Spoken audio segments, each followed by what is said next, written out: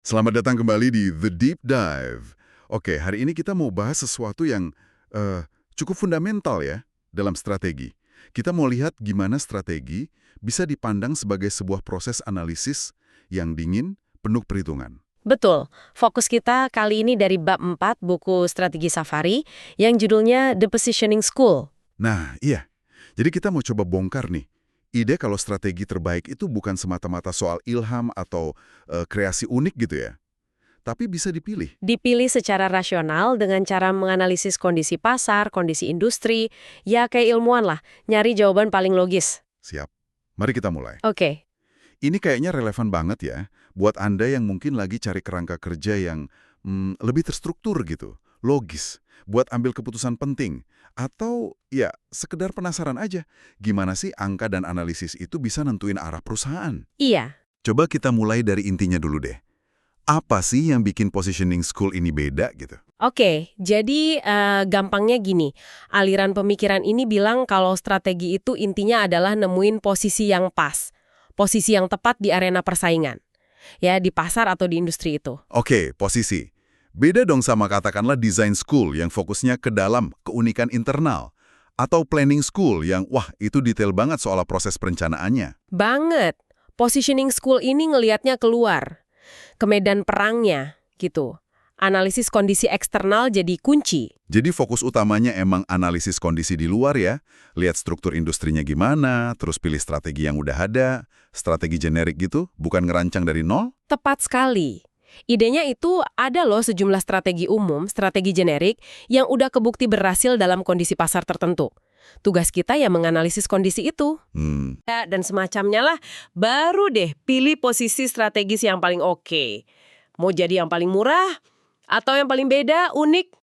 Ah, oke. Nah, di sini peran analis atau konsultan jadi penting banget. Kan mereka yang punya data, punya alat buat ngitung-ngitungnya. Jadi logikanya, analisis dulu struktur industrinya, pilih posisi strategis, baru deh bentuk struktur organisasi yang cocok buat dukung posisi itu. Yes, kurang lebih gitu alurnya. Struktur industri, posisi strategis, struktur organisasi. Analisis duluan. Menarik, menarik. Jadi analisis yang utama ya. Tapi, ide soal nyari posisi ini kan sebenarnya nggak baru-baru amat ya di abad 20. Sumber kita bilang akarnya jauh lebih tua, sampai ke militer kuno. Nah, ini dia bagian serunya. Bener banget. Jauh sebelum ada BCG Matrix dan kawan-kawan, ahli strategi militer kayak Sun Tzu di Tiongkok kuno itu udah mikirin hal yang mirip-mirip. Sun Tzu, The Art of War ya. Betul. Dia kan nekenin banget pentingnya paham medan perang, kondisinya sebelum maju. Dia ngomongin soal pentingnya jumlah pasukan, ngambil inisiatif duluan atau first mover, dan yang paling penting perhitungan yang cermat. Ada kutipan menarik ya soal itu. Ada, dia bilang kurang lebih, kalau saya menang, saya nggak ngulang taktik yang sama, tapi saya respon keadaan dengan cara yang tak terbatas. Ini nunjukin banget pentingnya analisis situasi saat itu dan adaptasi. Selain Sun Tzu, dari barat ada Clausewitz kan dengan On War. Gimana tuh kontribusinya? Clausewitz ini ngelihat strategi sebagai kombinasi blok bangunan dasar. Ya nyerang, bertahan, manuver.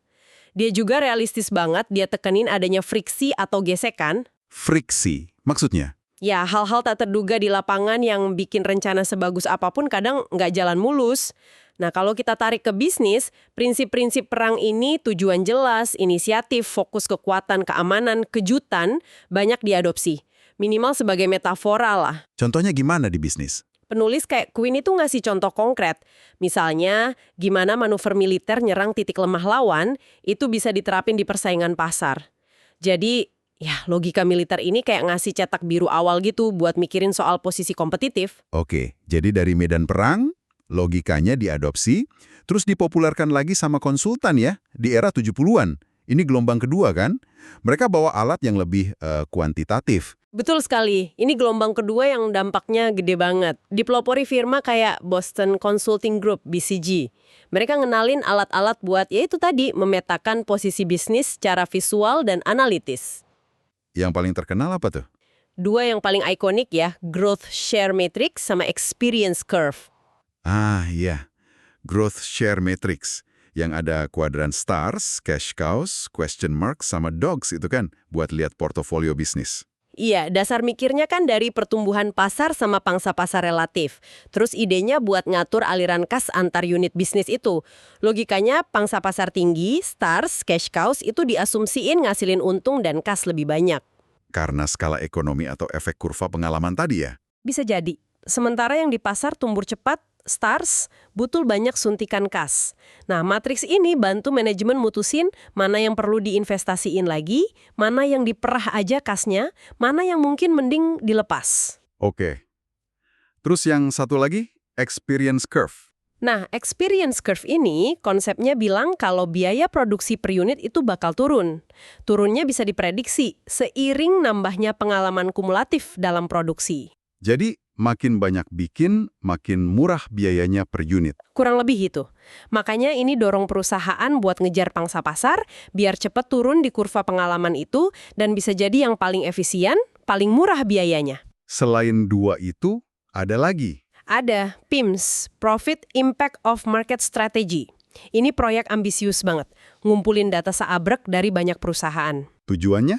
Buat nyari hubungan statistik antara variabel strategi kayak pangsa pasar, kualitas produk relatif, seberapa gede investasinya, sama hasil kinerja, terutama ROI, Return on Investment. Ya intinya nyari semacam formula atau hukum umum lah. Strategi kayak gimana sih yang paling untung? Wah, kedengarannya sistematis banget ya.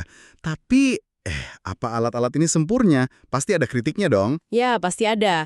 Pertama, seringkali alat-alat ini agak bias ya. Lebih cocok buat perusahaan gede yang udah mapan, yang emang udah punya pangsa pasar, being there. Bukan buat perusahaan baru yang masih berjuang dapetin pasar, getting there. Iya juga ya. Kedua, ada tantangan praktisnya juga. Gimana coba definisiin pasar dengan pas? Apalagi ngukur pangsa pasar yang akurat. Susah kan kalau industrinya dinamis banget atau masih baru? Betul. Ketiga, alat-alat ini, terutama PEMPS, kesannya kayak ngasih satu resep mujarab gitu. Satu cara terbaik yang berlaku universal. Padahal kan konteks bisnis beda-beda banget. Nggak bisa dipukul rata gitu aja. Misalnya, asumsi kalau pangsa pasar tinggi itu selalu lebih baik. Kan belum tentu juga. Oke. Jadi, setelah konsultan bikin populer alat analisis, muncul gelombang ketiga nih, yang lebih akademis, coba ngasih dasar empiris yang lebih solid. Nah, di sini nama Michael Porter jadi bintangnya ya di tahun 80-an ya. Apa nih yang dia bawa?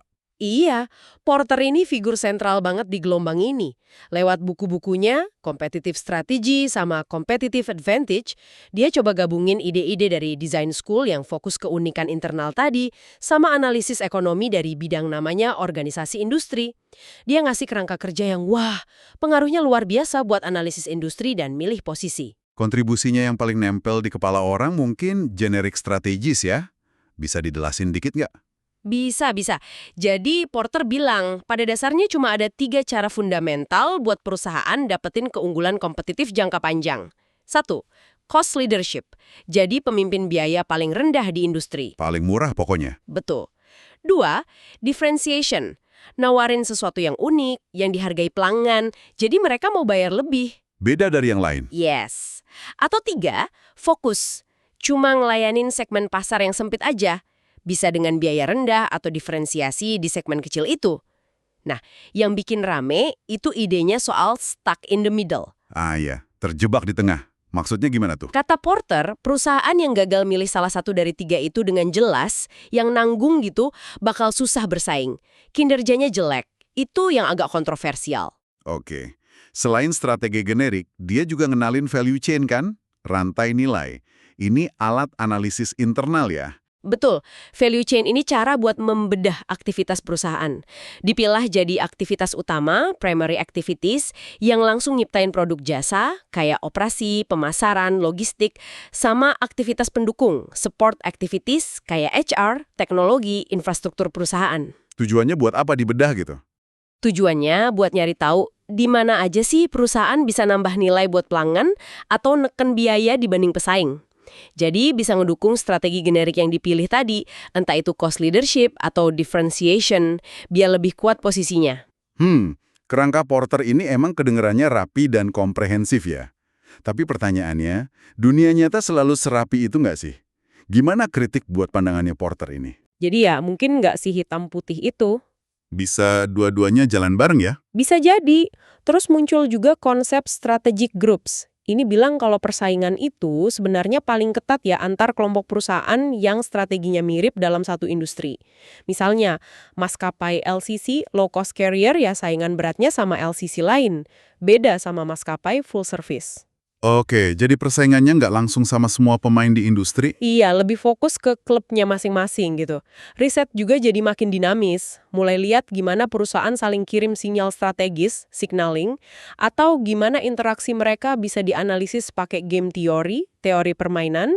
Game theory? Kayak Prisoner's Dilemma itu? Apa hubungannya di sini? Iya, contoh klasik kayak Prisoner's Dilemma itu kan nunjukin gimana dua pesaing, kalau sama-sama mikirin untungnya sendiri secara rasional, malah bisa berakhir di situasi yang lebih jelek buat dua-duanya. Perang harga misalnya. Ah, oke. Ada juga konsep co-opetition. Jadi perusahaan bisa aja bersaing keras, tapi di sisi lain kerjasama juga. Kayak dalam nentuin standar teknologi bareng. Ini nunjukin kalau milih posisi strategis itu nggak di ruang hampa. Ada interaksi dinamis sama pesaing. Jadi pertanyaannya kan, seberapa kaku dan universal sih strategi generiknya Porter ini? Oke. Jadi setelah kita lihat nih evolusinya, dari militer, terus konsultan, sampai akademisi kayak Porter, coba kita kumpulin lagi deh pandangan kritis buat positioning school ini secara keseluruhan. Tadi udah kesebut beberapa. Tapi apa aja sih kelemahan utamanya? Ya, banyak kritiknya tuh sebenarnya mirip sama kritik buat planning school atau design school yang lebih dulu. Pertama, soal pemisahan yang kaku antara mikir sama bertindak. Maksudnya, analisis dan formulasi strategi di atas, implementasi di bawah gitu. Betul, analisis oleh elit atau konsultan, terus implementasi oleh level di bawahnya. Ini bisa bikin orang di lapangan jadi kurang inisiatif, dan pembelajaran dari bawah jadi susah naik. Kedua, ketergantungan yang gede banget sama data kuantitatif, hard data. Angka melulu ya? Iya, jadi sering ngabaikan nuansa kualitatif, intuisi, atau faktor-faktor politik dan sosial yang kadang justru lebih penting. Dan prosesnya jadi bisa terlalu formal kaku ya? Sibuk sama angka, lupa esensinya. Bisa banget. Ada bahaya juga kita cuma ekstrapolasi tren masa lalu ke depan, padahal kan lingkungan bisnis bisa tiba-tiba berubah drastis. Terus fokusnya juga agak sempit ya. Sempit gimana? Cenderung lebih ke ekonomi daripada politik. Lebih pas buat perusahaan gede dan industri mapan, yang datanya banyak dan strukturnya relatif stabil. Kurang cocok buat yang baru atau dinamis banget. Dan ya itu tadi, bias ke hal yang gampang diukur kayak pangsa pasar atau biaya. Kadang ngorbanin fokus ke kualitas yang intangible, inovasi radikal, atau kecepatan belajar. Nah, ini yang paling mendasar mungkin ya. Soal analisis versus kreativitas. Apa jangan-jangan fokus yang kuat banget ke analisis, ke milih posisi optimal dari pilihan yang udah ada, itu malah bisa membunuh kreativitas? Itu dia paradoksnya. Positioning school ini kelihatannya proaktif banget ya, menganalisis, memilih, tapi ujung-ujungnya bisa jadi deterministik banget. Seolah-olah pilihan kita itu udah ditentuin sama struktur industri dan data yang ada. Jadi kayak kejebak di kotak gitu ya? Bisa dibilang gitu. Ini bisa menghambat munculnya strategi yang benar-benar baru atau beda. Bisa ngurangin komitmen personal juga, karena strategi rasanya kayak dipaksain dari atas. Ujung-ujungnya strategi bisa jadi cuma kayak latihan ngisi formula atau matriks aja. Strategi generik tadi juga kalau semua ikutin, malah jadi sama semua dong. Nah, itu dia. Malah mendorong peniruan, bukan keunikan lagi. Kasus Honda masuk pasar motor AS itu sering disebut contoh yang susah dijelasin pakai model posisi analisis ini kan? Katanya lebih kayak proses belajar sambil jalan. Tepat sekali. Keberhasilan Honda itu kelihatannya lebih kayak hasil dari pembelajaran, adaptasi, eksperimen di lapangan yang nanti kita bahas di aliran lain kayak learning school. Bukan hasil analisis pasar canggih di awal terus dieksekusi plek. Ini juga nyambung ke kritik buat Porter yang dulu sempat nganggap perusahaan Jepang itu nggak punya strategi, cuma karena nggak pas sama kerangka generiknya dia. Ya mungkin aja strategi mereka beda basisnya, lebih muncul dari bawah, atau basisnya kapabilitas internal. Jadi intinya gimana nih? Analisis itu nggak penting. Oh, bukan gitu. Analisis itu penting banget sebagai fondasi, tapi bahaya kalau jadi satu-satunya panduan. Harus diimbangi. Karena dia bisa ngebaikan potensi kreativitas, kekuatan intuisi, pembelajaran dari pengalaman, dan keunikan sumber daya yang mungkin susah diukur pakai angka. Oke, oke. Baik, mari kita coba rangkum ya pembahasan kita soal positioning school ini. Jadi intinya, aliran ini ngelihat strategi sebagai proses analisis buat nemuin dan ngamanin posisi kompetitif yang paling oke di pasar. Seringnya pakai kerangka kerja formal dan milih dari strategi generik yang udah ada. Iya, kontribusinya jelas ada. Dia ngasih kita alat dan bahasa buat analisis lingkungan kompetitif, bantu manajer paham medan perangnya, mikirin konten strateginya secara eksplisit. Tapi ya itu, batasannya juga signifikan. Potensi kaku, fokusnya bisa terlalu sempit ke ekonomi dan angka, risiko nekan kreativitas, pembelajaran organik, dan keunikan yang susah ditiru tadi ya. Betul. Nah, sebagai penutup nih, mungkin ada satu pertanyaan buat direnungkan sama pendengar kita. Boleh, coba deh renungkan dalam konteks Anda sendiri, di pekerjaan atau organisasi Anda. Seberapa besar sih porsi strategi Anda yang bisa dan mungkin sebaiknya ditentuin lewat analisis data dan hitung-hitungan rasional? Terus, di titik mana intuisi, pembelajaran dari trial and error, keberanian ngambil risiko karena visi unik, atau pemanfaatan keunggulan internal yang susah diukur itu harus ngambil alih kemudi? Gimana cara nemuin keseimbangan yang pas antara butuh analisis yang teliti sama dorongan buat inovasi yang mungkin keluar dari kotak strategi yang udah ada? Wah, pertanyaan bagus banget tuh buat dibawa pulang dan dipikirin. Oke, terima kasih banyak sudah menyimak pembahasan mendalam kita kali ini tentang positioning school. Semoga ini ngasih Anda lensa baru ya buat ngelihat dunia strategi yang kompleks ini. Sampai jumpa di sesi berikutnya.